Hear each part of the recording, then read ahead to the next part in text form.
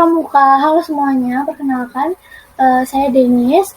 Nah, kali ini kita akan belajar bareng-bareng apa arti dari lambang Pramuka yang biasanya kita pakai waktu kegiatan Pramuka. Nah, sebelum mulai, kalian siap-siap dulu.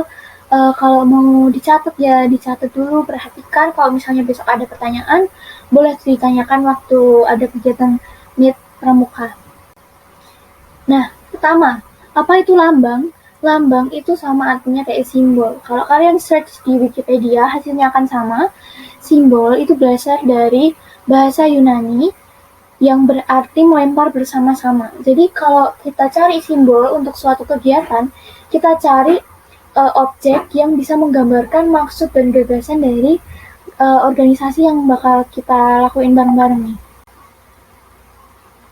Nah, kita akan belajar secara singkatnya. Secara singkatnya itu, lambang ini diciptakan oleh Sunarjo Atmodipurwo, dan dia itu adalah seorang petinggi Departemen Pertanian yang merupakan tokoh Pramuka juga. Nah, pertama kali simbol ini digunakan itu waktu Pramuka 14 Agustus 1961. Nah, bentuknya apa nih? Kelihatan banget kan kalau bentuknya lambang Pramuka itu adalah siluet tunas kelapa. Nah, kenapa kita pilihnya siluet tunas kelapa, nggak tumbuhan yang lain nih? Nah, ada maksudnya. Yang pertama, buah kelapa itu kalau tumbuh itu dinamakan cikal, yang mengandung arti anggota Pramuka itu adalah tunas bangsa dan penerus bangsa selanjutnya. Terus buah kelapa itu kan tahan lama nih. Jadi Pramuka adalah anggotanya tuh punya jasmani dan rohani yang kuat dan nggak pantang menyerah lah. Terus kelapa itu bisa tumbuh di berbagai jenis tanah. Jadi kita Pramuka itu adalah pribadi yang mudah beradaptasi dimanapun kita berada dalam situasi apapun. Kelapa itu juga tumbuh tuh menjulang tinggi. Kalau kita lihat di pantai, itu pohon kelapa itu dia kayak tinggi banget kan. Berarti Pramuka itu punya cita-cita dan maksud yang tinggi. Terus akar kelapa itu kuat. Berarti Pramuka itu berpegang pada dasar-dasar yang sangat kuat. Nah, yang selanjutnya itu kelapa sama pohon itu sama-sama serbaguna. Berarti kita Pramuka itu harus berguna kepada nusa bangsa dan agama kita.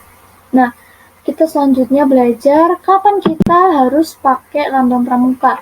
Nah, lambang Pramuka ini biasanya digunakan pada panci, bendera, papan nama, tanda pengenal, dan alat administrasi di gerakan Pramuka. Terus penggunaan lambang tersebut dimaksudkan sebagai alat pendidikan untuk meningkatkan dan menanamkan sifat dan keadaan seperti yang termaksud dalam arti tadi yang slide sebelumnya.